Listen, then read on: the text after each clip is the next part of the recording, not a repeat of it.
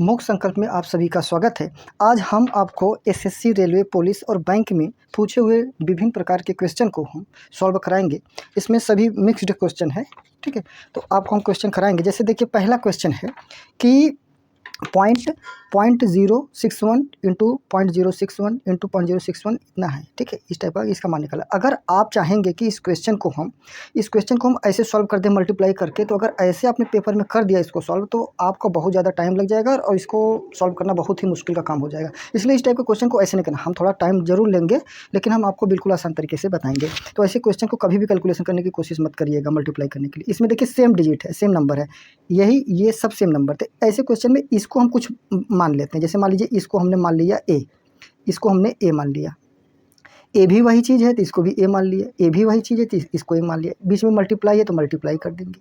अब देखिए ये नंबर सब सेम है, तो इसको हमने बी मान लिया, तो ये भी बी हो जाएगा, ये भी बी हो जाएगा, ठीक है। तो ये मल्टीप्लाई है तो ये मल्टीप्लाई हो जाएगा। सेम टू सेम वैसे ये है, ये भी ए हो जाएगा, ये भी ए भी ए, ठीक है। ये कितना हो जाएगा, ये बी हो जाएगा, ठीक।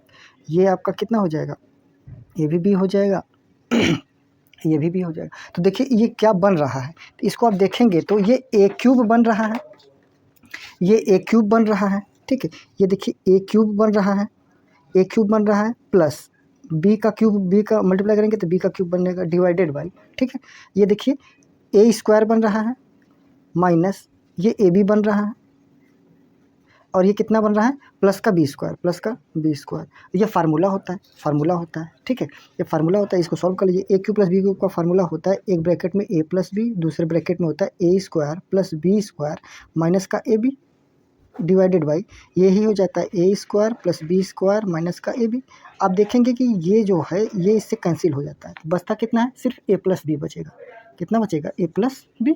अब देखिए ए प्लस बी, ए किसको माने, 0.061 को माने हैं, तो ए के स्थान पे ए प्लस बी बचा, तो ए के स्थान पे हम क्या रख देंगे, 0.061 प्लस बी के स्थान पे हम रख देंगे, बी के स्थान पे कितना रखेंगे, बी हम किसको माने 0.031 दोनों को ऐड कर दीजिए। 1 1 ये 2 हो जाएगा, 6 3 9 हो जाएगा, ये 0 तो 0 हो जाएगा, यही हो जाएगा, ये आंसर हो जाएगा, ठीक है। तो ऐसे क्वेश्चन में हमेशा इस टाइप के क्वेश्चन को ऐसे ही करना है, वैल्यू मान के। ऐसे मान के करेंगे बिल्कुल आसान तरीके से हो जाएगा। नेक्स्ट क्वेश्चन देखिए। नेक्स्ट क्वेश्चन है कि ए बी सी किसी काम को क्रमशः 8 10 12 दिनों में पूरा कर सकते हैं, तो वे सभी एक साथ काम करते हुए उसी काम को कितने दिन में पूरा करेंगे। दूसरा क्वेश्चन, ठीक है। देखिए दूसरा क्वेश्चन करने के लिए आप क्या करेंगे, ऐसे क्वेश्चन में हम यहाँ पर कर दे रहे हैं, ठीक है। देखिए दूसरा क्वेश्चन में क्या करेंगे आप, दूसरे क्वेश्चन में ये दूसरा नंबर हम डाल दे रहे हैं, ये पहला है, ठीक है। इसमें देखिए दूसरा नंबर ये ए कितने दिन में कर रहा है, ए कर रहा है 8 दिन में, बी कितना दिन में कर रहा है 10 दिन में, सी कितने दिन में कर रहा है 12 दिन में। इसमें क्या करिए आप, 8 10 12 का एलसीएम ले लीजिए। एलसीएम ऐसा छोटा से छोटा नंबर होता है जो 8 से भी डिवाइड हो जाए, 10 से भी डिवाइड हो जाए, 12 से भी डिवाइड हो जाए। तो ऐसा कौन सा नंबर होगा 8 10 12 से कटने वाला, वो होगा 120। अगर आपको ये भी नहीं आ रहा है तो इधर कर लीजिए, 8 10 12 का एलसीएम ऐसे निकाल लीजिए, जिसको कुछ नहीं आ रहा है ऐसे। तो 2 चौका 8, 2 पचे 10, 2 छक्के 12, 2 दूनी 4, 5, 2 तियाँ 6, 2 एक कम 2, ये 5 हो जाएगा, 3 हो जाएगा, 3 बार लेके जाएंगे 5 हो जाएगा, 1 हो जाएगा, ये 5। इसका एलसीएम हो जाएगा 5 15 2 30, 30 चौका 120, ये 120 यही आ जाएगा, ठीक है। ऐसे करना, लेकिन आपको ऐसे कोशिश करिए कि ये ना करना पड़े, ऐसे डायरेक्ट कर लीजिए, नहीं टाइम ज़्यादा लगेगा। तो 120 में 8 से भाग देंगे तो 8 कम 8, 4 बचा, 8 बचे 40, भाग देंगे तो 12 बचेगा। 120 में 12 से भाग देंगे 10 बचेगा, ठीक है। तो अब देखिए कह रहा है कि वे सभी एक साथ काम करते हुए उस काम को कितने दिन पूरा करेंगे, यानी सभी लोग, यानी ए बी सी, यहीं लिख दे रहे हैं, ए बी सी कितने दिन में पूरा करेंगे। अब यहाँ लिखेंगे टोटल वर्क अपान ए प्लस बी प्लस सी की क्या हो जाएगी, एफिशिएंसी, ठीक है। तो टोटल वर्क, ये देखिए ये टोटल वर्क है, ये एफिशिएंसी है। एफिशिएंसी मीन्स एक दिन में किया गया काम। तो टोटल वर्क कितना है, ये टोटल वर्क है 120 हो गया, divided by A B C, एक एफिशिएंसी 15 12 10, 15 प्लस 12 प्लस 10, बस इसको सॉल्व कर लीजिए। 120 डिवाइडेड बाई, जोड़ दीजिए, 5 2 7 हो जाएगा, 1 2 3 37 हो जाएगा, यानी 120/37, यही आंसर हो जाएगा 120/37। अगर कटे तो काट दीजिए, ना कटे तो रहने दीजिए, ठीक है। तो यही आंसर हो जाएगा 120/37, ठीक है। नेक्स्ट क्वेश्चन देखिए। नेक्स्ट क्वेश्चन है तीसरा नंबर। तीसरा क्वेश्चन ये है कि 30 सेंटीमीटर व्यास वाले एक ठोस तांबे के गोले को 10 सेंटीमीटर व्यास वाले तार में पिरोया गया, तार की लंबाई याद कीजिए। देखिए ये जो क्वेश्चन है ये बहुत ही मतलब फेमस क्वेश्चन है। ऐसे क्वेश्चन को कोई ज़रूरी नहीं है कि इस टाइप का पूछे, वो इसको बदल के भी पूछ सकता है। जैसे ठोस तांबे का गोला है, उसको कह देगा कि तार नहीं बना रहा है, कह देगा कि शंकु बना रहे हैं, ठीक है, या तो कुछ और बोल देगा बनाने के लिए। तो कभी भी इस टाइप का रहे, जो चीज़ से जो बनाया जा रहा है उसका वॉल्यूम उसके वॉल्यूम के बराबर कर दीजिए। इसमें क्या कह रहा है कि एक गोला है, तीसरा नंबर है ये, ठीक है, हम यहाँ कर दे रहे हैं 30 सेंटीमीटर व्यास है, यहाँ व्यास हम यहाँ लिख दे रहे हैं, ये गोला है, ठीक है, एक गोला है, ये गोला है, जैसे मान लीजिए तीसरा नंबर, ये गोला है, इस गोले से तार बना रहा है, ये मान लीजिए ये तार बना रहा है, थोड़ा मोटा बना रहा है ताकि देखने में आसानी से समझ में आ गया। ये गोला है, इस गोले से ये तार बन रहा है, तो ये गोले की कुछ ना कुछ रेडियस होगी, तार की भी कुछ ना कुछ रेडियस होगी। तो हम मान लेते हैं गोले की रेडियस कैपिटल आर है, तार की रेडियस स्मॉल आर है, ठीक है। तो इसका देखिए व्यास दिया है, गोले के ठोस तांबे के गोले का व्यास कितना है 30 सेंटीमीटर। अगर व्यास 30 सेंटीमीटर, त्रिज्या इसका आधा हो जाएगा, 30 का आधा कितना हो जाएगा, 30 का आधा 15 हो जाएगा, ठीक है। उसी तरह तार देखिए, तार का जो है 10 सेंटीमीटर व्यास है, तो इसका त्रिज्या कितना हो, 10 का आधा कितना हो जाएगा, 5 हो जाएगा।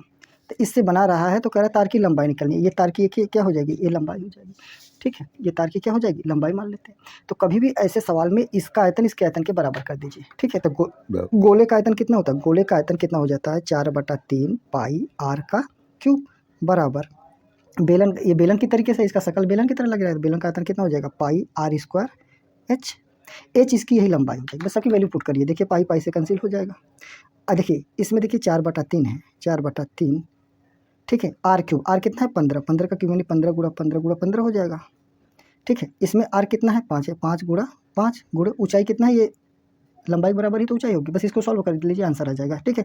देखिए ये कितना हो जाएगा 5 एकम 5, 5 तियाँ 15, 5 एकम 5, 5 तियाँ 15, 3 3 से कैसे हो जाएगा, 15 चौका कितना हो जाएगा 60, यानी एल की वैल्यू कितनी हो जाएगी 60।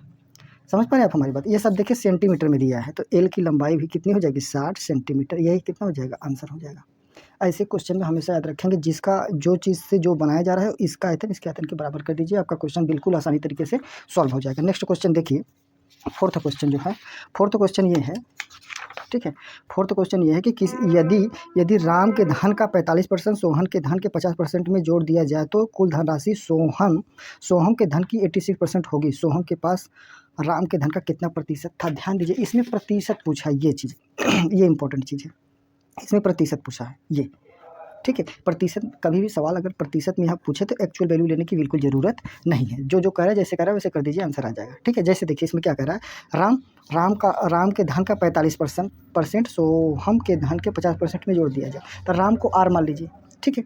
फोर्थ नंबर, राम को आर मान लीजिए, तो राम के धन का 45% सोहम को एस मान लीजिए, सोहम के धन के 50% में जोड़ दिया, सोहम के धन के 50% में जोड़ दिया जाए तो क्या हो जाता है, तो कुल धनराशि सोहम के धन की 86%, तो जो पूरी धनराशि हो जाएगी सोहम के धन की 86% हो जाएगी। बस ये क्वेश्चन बन गया, बस इसको सॉल्व कर लीजिए एक रिलेशन बन जाए। देखिए ये परसेंट कट गया, ठीक है। अब देखिए इसको सॉल्व कर लीजिए, ये कितना हो जाएगा, देखिए ए 45 आर हो जाएगा, 45 आर हो जाएगा प्लस 50 एस हो जाएगा इक्वल टू 86 एस हो जाएगा। 50 को इधर लिखिए, 45 आर हो जाएगा, 86 एस माइनस ये 50 एस, ठीक है। इसको माइनस कर दीजिए, ये माइनस कर देंगे कितना हो जाएगा, तो 8 ये 6 हो जाएगा, 8 में 5 के 3 36 एस हो जाएगा, एस मतलब सोहम 45 आर, ठीक है। तो 15 तियाँ 9 पचे 45 हो जाएगा, 9 पचे 45, 9 चौका 36, यानी आर बटा एस की वैल्यू अगर निकालेंगे यहाँ से आर बटा एस की वैल्यू, तो 4 बटा कितना हो जाएगा 5। बस अब देखिए इसमें क्या पूछा है, इसमें कह रहा है कि सोहम के पास राम के धन का कितना प्रतिशत था। तो सोहम के पास कितना है 5 यूनिट है, सोहम के पास 5 यूनिट है, राम के धन का कितना परसेंट है, इंटू 100। फिर से देखिए सोहम के धन, जिससे रिलेशन पूछ रहा है उसको नीचे रखिए, सोहम के पास जो धन है, राम के पास जो धन है उसका कितना प्रतिशत, सोहम का धन ऊपर रखिए, जिससे कंपेरिजन कर रहा है उसको नीचे करिए, डिवाइड इंटू 100 कर दीजिए, इसको सॉल्व कर लीजिए, ठीक है। 1/4 जो होता है, 1/4 25% होता है, 1/4 25%, 5 हो गया, कितना हो जाएगा 25 पंजे 125%, ठीक है। अगर ये नहीं समझ में आ रहा है तो इसको काट लीजिए, 4 एकम 4, 4 25 100, 25 पंजे 125, यही आंसर हो जाएगा। जैसे सही पड़े आप वैसे कर लीजिए, ठीक है। तो ये हो जाएगा। देखिए फोर्थ क्वेश्चन बिल्कुल आसान तरीके से हो गया। नेक्स्ट क्वेश्चन देखिए, कह रहा है कि पाँचवीं अभाज्य संख्या और 100 से ठीक बड़ी अभाज्य संख्या का गुणनफल। ये तो बिल्कुल आसान है, तो 5वीं अभाज्य संख्या कह रहा है, ठीक है। तो 5वीं अभाज्य संख्या, ये तो यहीं पर हो जाएगा, कह रहा है कि 5वीं अभाज्य संख्या और 100 से ठीक बड़ी अभाज्य संख्या का गुणनफल। तो पाँचवीं अभाज्य संख्या जो है, ठीक है, तो पाँचवीं अभाज्य संख्या कौन सी होती है? दो, देखिए पहला होता है 2, 3, 5, 7, 11। तो पाँचवीं अभाज्य संख्या क्या होगी? यही 11 होगी। और कह रहा है 100 से ठीक बड़ी अभाज्य संख्या, 100 से ठीक बड़ी अभाज्य संख्या 101। अभाज्य संख्या का मतलब ये होता है जिसका सिर्फ दो ही फैक्टर हो, एक फैक्टर एक हो, एक फैक्टर वो स्वयं खुद नंबर हो, दो फैक्टर के अलावा कोई फैक्टर नहीं होता, उससे अभाज्य संख्या बोलते हैं। यानी पाँचवीं अभाज्य संख्या 11 हो गया, 100 से बड़ी अभाज्य संख्या 101 हो गया। तो 11 और 101 का मल्टीप्लाई अगर कर देंगे ये सब नंबर नहीं होगा, ठीक है। पाँचवीं अभाज्य संख्या 11 होता है, 11 का मल्टीप्लाई 101 में कर देंगे तो कितना हो जाएगा? 11 एकम 11, 11 एकम 11, बस यही आंसर हो जाएगा, ठीक है, यही आंसर। तो अभी और भी क्वेश्चन है प्रैक्टिस कराने के लिए, ठीक है। और भी क्वेश्चन कराएंगे तो वीडियो ज़्यादा लंबा हो जाएगा, इसलिए हम आपको ये क्वेश्चन इतने ही क्वेश्चन कराएंगे, ठीक है। अगर आपको हमारा आज का प्रैक्टिस सेशन अच्छा लगा हो तो वीडियो को लाइक करें, ताकि हम आगे भी इस तरीके का प्रैक्टिस क्वेश्चन लाएंगे। और ये जो क्वेश्चन है ना, सब प्रीवियस ईयर में पूछे हुए क्वेश्चन है, ठीक है। आप गूगल पर सर्च करेंगे तो सब प्रीवियस ईयर में पूछे हुए क्वेश्चन है, आपको मिल जाएंगे। तो अगर आपको आज का टॉपिक अच्छा लगा हो तो वीडियो को लाइक करें, और अगर चैनल पर नए हैं तो सब्सक्राइब करें। Thank you for watching.